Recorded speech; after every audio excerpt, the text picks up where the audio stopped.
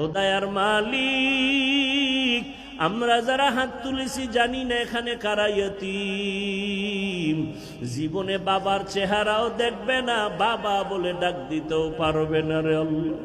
কে যেন মা হারা বড় আশা হয়, অনেকে বাসায় যাবে, মা দেখবে বাবা দেখবে, কলিজার শান্ত হয়ে যাবে। যার বাবা নাই, যার মা নাই, অন্তর সান্ত্বনা দেয়ার মতো আর কেউ নাই রে মালিক। ও আল্লাহ, তাকায় দেখেন এই ময়দানে আপনার গোলামরা কি চায় জানি না রে মালিক। ও দয়ার মালিক, মেহেরবানি করে সমস্ত মা বাবা মুরব্বীদের কবর জান্নাতের বাগান বানায় দেন আল্লাহ। যারা বেঁচে আছেন হায়াত বাড়ায় দেন, অসুস্থ যারা সুস্থতার নিয়ামত দান করেন আল্লাহ, সুস্থতার নিয়ামত দান করেন আল্লাহ। বরকতি রিজিকের ব্যবস্থা করে দেন, ঋণের বোঝা মাথায় কুদরতের দ্বারা ঋণ আদায়ের ব্যবস্থা করে দেন। ও দয়ার মালিক, গুনার বোঝা নিয়ে আপনার দরওয়াজায় হাত তুলেছি।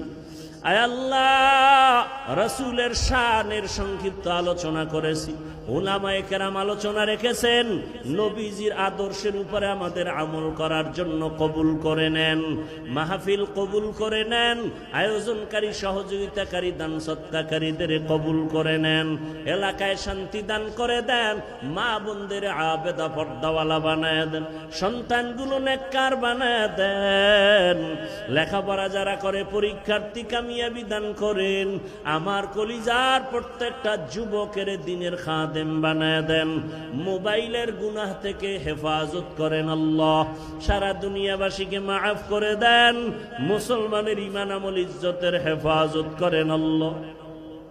বাংলাদেশ শান্তির দেশ বানায় দেন, জালেমদের জুলুম থেকে দেশ ও জাতিকে হেফাজত করেন আল্লাহ।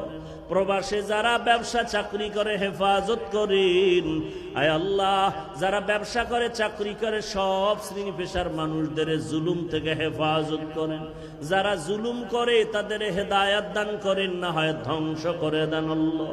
জালেমদের হেদায়াত দান করেন, না হয় ধ্বংস করে দেন আল্লাহ। জালেমদের হেদায়াত দান করেন, না হয় ধ্বংস করে দেন আল্লাহ।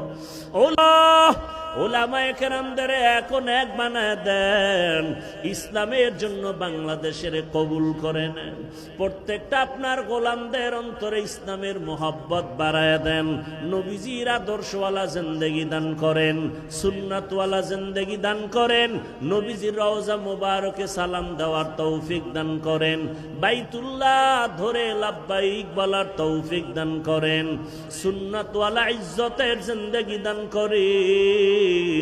আয় আল্লাহ, অভাবীদের অভাব দূর করে দেন, ঋণ আদায়ের ব্যবস্থা করে দেন, সমস্ত মাদ্রাসা মসজিদ সহ অন্যান্য শিক্ষা প্রতিষ্ঠান নবীর আদর্শে কবুল করে নেন।